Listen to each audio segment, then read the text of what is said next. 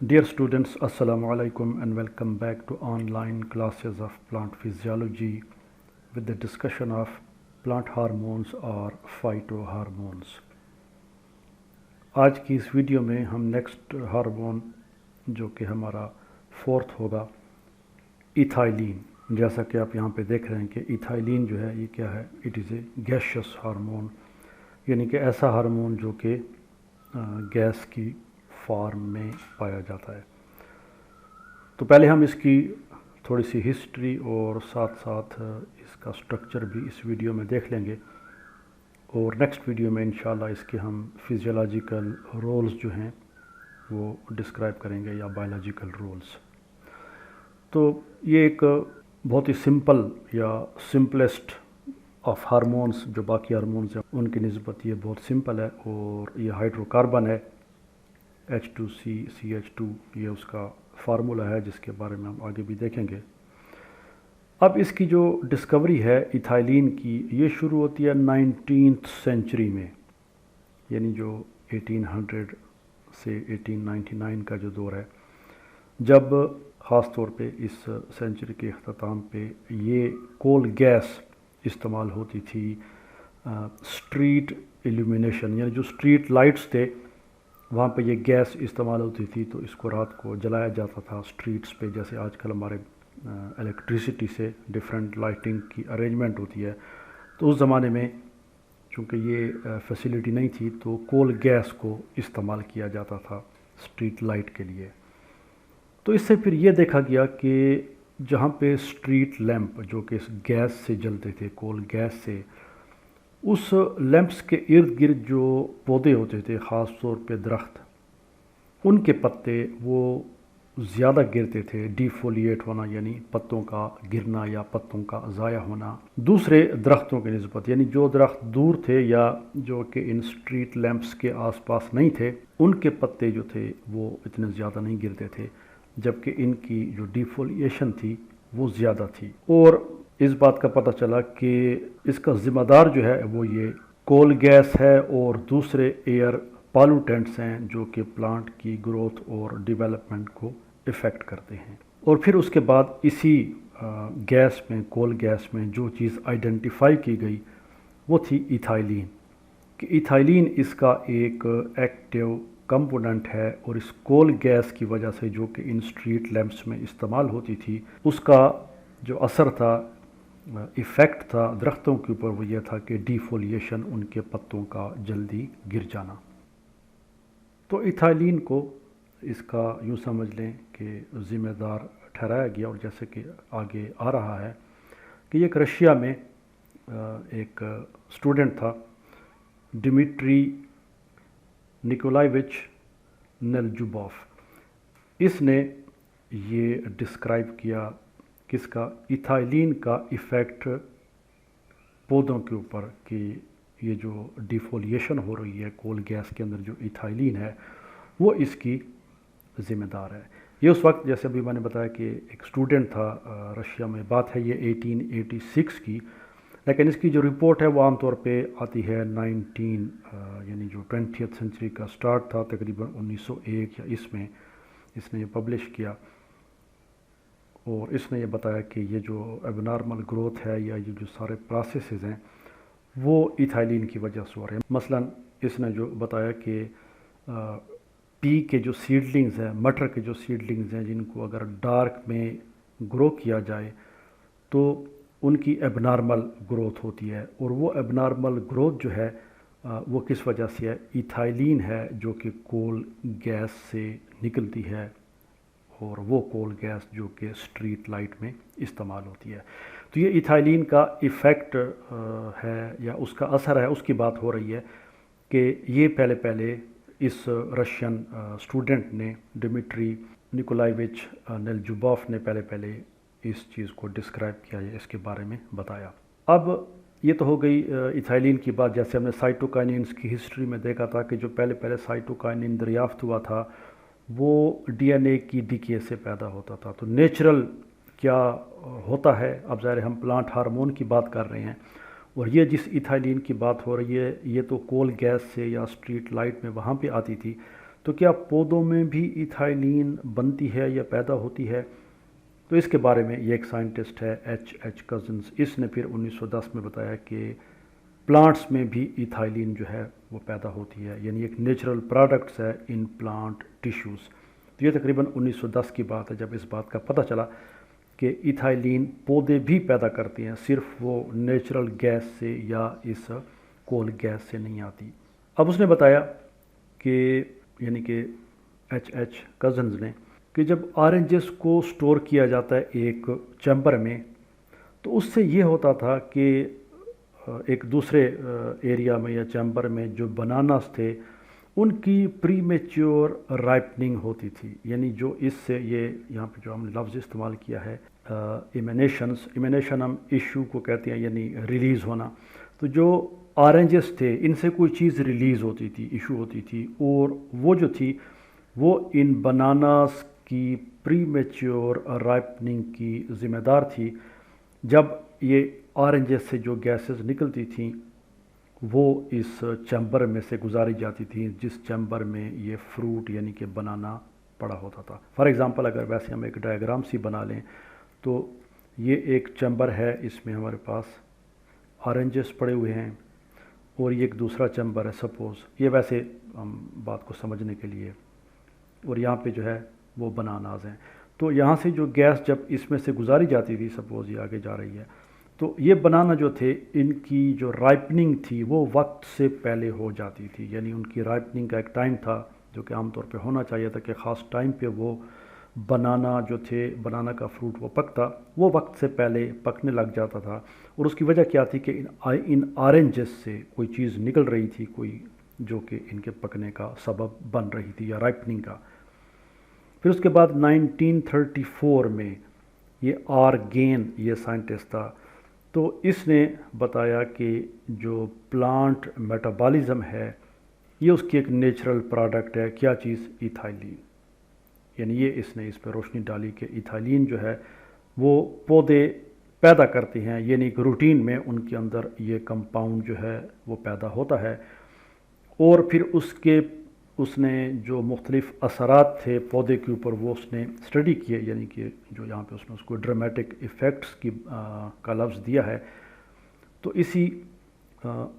Gain نے کہا کہ بھائی دس از اے ہارمون، یہ پودے کی ڈیولپمنٹ کو یا پودے کے اوپر یہ اثر انداز ہوتا ہے، سو دس ایتھائلین از اے ہارمون، اس کو ہارمون کہنا چاہیے، تو اس نے اس کو کلاسیفائی کیا۔ لیکن یہ ہے کہ چونکہ ایتھائلین ایک بڑا سمپل قسم کا کمپاؤنڈ ہے، ڈبل بانڈ اور CH2، یہ سمپل یعنی فرسٹ جو الکینز میں آتا ہے، ابھی آگے اس کی ہم بات کریں گے، تو سائنٹسٹ نے اس چیز پہ توجہ نہیں دی، یعنی تقریباً اگلے 25 سال تک ایتھائلین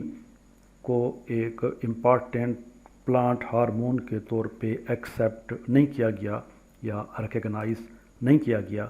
اور سائنٹسٹس کا یا جو پلانٹ فزیالوجسٹس تھے ان کا یہ خیال تھا کہ یہ جو ایتھائلین کے ایفیکٹس ہیں یہ ایتھائلین کی وجہ سے نہیں ہیں بلکہ آکسین کی وجہ سے ہیں، کیونکہ آکسین اس زمانے میں ڈسکور ہوا تھا 1926 میں، جیسے ہم نے آکسین کی ہسٹری پڑھی ہے، اور تمام سائنٹسٹس کی جو یا پلانٹ فزیالوجسٹس کی جو توجہ تھی وہ آکسین پہ تھی، اور ان کا خیال تھا کہ جو آکسین ہے یہ مین ہارمون ہے، اور پلانٹ کے جتنے بھی ڈیولپمنٹل پروسیسز ہیں بڑے بڑے ان کو آکسین افیکٹ کرتا ہے، تو انہوں نے ایتھائلین کے کردار کو ایکسیپٹ نہیں کیا۔ ایتھائلین جو تھا اس کے بارے میں یہ خیال تھا کہ یہ اتنا سگنیفیکنٹ یعنی کہ انسگنیفیکنٹ ہے، اس کی اتنی اہمیت نہیں ہے، اور اگر اس کا کوئی فزیولوجیکل رول بھی ہے تو وہ ڈائریکٹ نہیں ہے بلکہ انڈائریکٹ ہے۔ یعنی ان دو سینٹنسز میں یا یہ جو اس سلائڈ پہ ہم بات دیکھ رہے ہیں وہ یہ ہے کہ اگرچہ 1934 میں ابھی ہم نے ایک سائنٹسٹ کا نام دیکھا گین، اس نے یہ چیز بتا دی یا اس بات کو ریکمینڈ کیا کہ ایتھائلین از اے پلانٹ ہارمون، لیکن اس کو فوری طور پہ اس آئیڈیا کو، اس سجیشن کو ایکسیپٹ نہیں کیا گیا، اور اس کی ایک وجہ یہ تھی، یعنی ایتھائلین کو بطور ہارمون ایکسیپٹ کرنا یا اس کے فزیولوجیکل رولز کو اسٹڈی کرنا، اس کی ایک ریزن یہ تھی کہ لیک آف کیمیکل ٹیکنیکس، کون سی؟ جو کہ ایتھائلین کو کوانٹیفائی کر سکتے، اس کی مقدار کو معلوم کر سکتے اور پھر اس کی مقدار کو جج کر سکتے کہ یہ کیسے پودوں کو افیکٹ کر رہی ہے۔ تو چونکہ یوں سمجھ لیں کہ وہ ٹیکنالوجی نہیں تھی جو کہ اس گیشیس ہارمون کے ایفیکٹس کو اسٹڈی، جس کی وجہ سے سائنٹسٹ کر سکتے، تو اس وجہ سے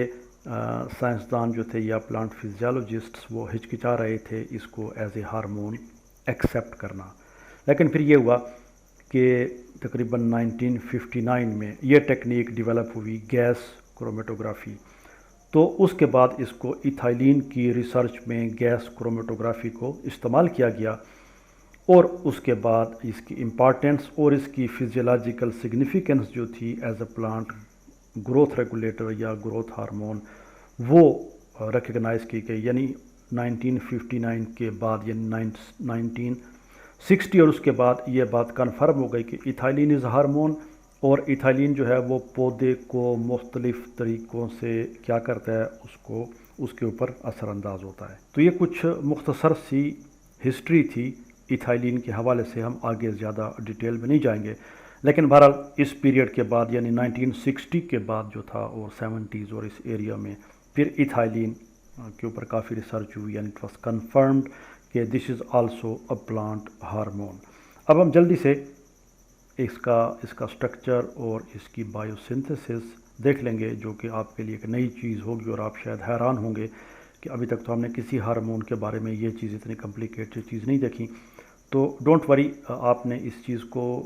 میمورائز نہیں کرنا یا یاد نہیں کرنا یا سمجھنا نہیں ہے، یہ صرف اس میں ایک دو امپارٹنٹ جو کہ پوائنٹس تھے تو یہ ڈائیگرام میں آپ کے سامنے لے آیا، یہ انشاءاللہ آپ اگلے سیمسٹرز میں ان کو پڑھیں گے۔ تو یہ جو سمپل سا یہ پاتھ وے جا رہا ہے، یہ ایتھائلین کی سنتھسس کا پاتھ وے ہے۔ اس میں جو امپارٹنٹ چیز ہے وہ پہلے یہ ہے کہ جو ایتھائلین جس چیز سے بنتی ہے وہ ایک امینو ایسڈ ہے، میتھائنین، سلفر کنٹیننگ امینو ایسڈ۔ پھر یہ سائیکل چلتا ہے اور اس سے آپ دیکھ رہے ہیں آخر میں یہ جو ہائی لائٹڈ یا یہ جو شیڈڈ ایریاز ہیں، یہ ایتھائلین اس سے بنتی ہے۔ تو آپ دیکھ رہے ہیں وہی CH2 آ رہا ہے، پھر یہاں پہ وہی ہے وہاں پہ، اور فائنلی اس میں یہ ڈبل بانڈ بن گیا اور یہ ایتھائلین بن گئی۔ اس میں جو امپارٹنٹ چیز آ رہی ہے وہ ایک تو یہ اس حوالے سے ہے کہ ایتھائلین جو ہے وہ میتھائنین اس امینو ایسڈ سے بنتی ہے۔ دوسرا اس کا جس کو ہم کہتے ہیں پریکرسر، ایک امیڈیٹ پریکرسر جس سے ایتھائلین بنتی ہے، وہ یہ ہے، یہ جو کمپاؤنڈ آپ کے سامنے بنا ہوا ہے، نیچے اس کا نام لکھا ہوا ہے 1 amino cyclopropane 1 carboxylic acid ACC، اس کو آپ نے یاد رکھنا ہے۔ ACC پریکرسر ہے ایتھائلین کا، اور اسی سے ڈائریکٹلی آپ دیکھ رہے ہیں ایتھائلین ایک ہی سٹیپ میں بن رہی ہے۔ یہ 1 2 3 جو ہیں یہ انزائمز ہیں، اور یہ اس فگر کا یا ڈائیگرام کا جو کیپشن ہے وہ آگے آ رہی ہے، آپ دیکھ رہے ہیں اس میں۔ تو اس میں یہ جو آرنج میں جو ہائی لائٹ کیا گیا یہ ایتھائلین والا گروپ ہے، CH2 اور یہ 1 2 3 اس میں انزائمز ہیں۔ 1 جو ہے وہ SAM سنتھیٹیز ہے، 2 جو ہے ACC سنتھیز ہے، یہ والا اس سٹیپ کا جو انزائم ہے وہ ACC سنتھیز ہے، اور تیسرا انزائم ACC آکسیڈیز، یا جہاں پہ جو لکھا ہوا ہے جس کو پہلے یہ تھا EFE ethylene formation enzyme, actually it is ACC oxidase, جس سے یہ ہوتا ہے کہ 1 amino cyclopropane 1 carboxylic acid ACC سے کیا بنتی ہے، ایتھائلین بنتی ہے۔ یہ اس کے آف شوٹس ہیں، دوسرے ریئیکشنز ہیں، ان کو ہم نے نہیں دیکھنا، بلکہ یہ پورا پروسیس بھی ہم نے نہیں دیکھنا تھا، صرف آپ کو ایک آئیڈیا دینے کے لیے۔ یہ ایک امپارٹنٹ چیز جو کہ آپ ایتھائلین کے لٹریچر میں پڑھیں گے تو آپ کو پتہ ہونا چاہیے کہ واٹ از ACC۔ تو یہ پریکرسر ہے، یہ وہ کمپاؤنڈ ہے جس سے ڈائریکٹلی ایتھائلین بنتی ہے، اور اس کا جو بڑا میجر پریکرسر یا پیرنٹ کمپاؤنڈ ہے وہ میتھائنین امینو ایسڈ ہے جس سے ایتھائلین بنتی ہے۔ ایتھائلین کیا ہے، سٹرکچر آپ کے سامنے ہے۔ ایتھائلین جو ہے، آپ اس کو ہم ایک دفعہ پھر بنا لیتے ہیں، H2C ڈبل بانڈ اور CH2، دس از اے ہائیڈرو کاربن۔ اور کون سی ہائیڈرو کاربن ہے جن میں ڈبل بانڈ پایا جاتا ہے، جن کو ہم الکینز کہتے ہیں۔ تو الکینز میں یہ پہلا الکین ہے جس کو بائیو کیمسٹری میں یا آرگینک کیمسٹری میں کیا کہتے ہیں، ایتھین کہتے ہیں، یا کیا کہتے ہیں اس کو، ایتھائلین۔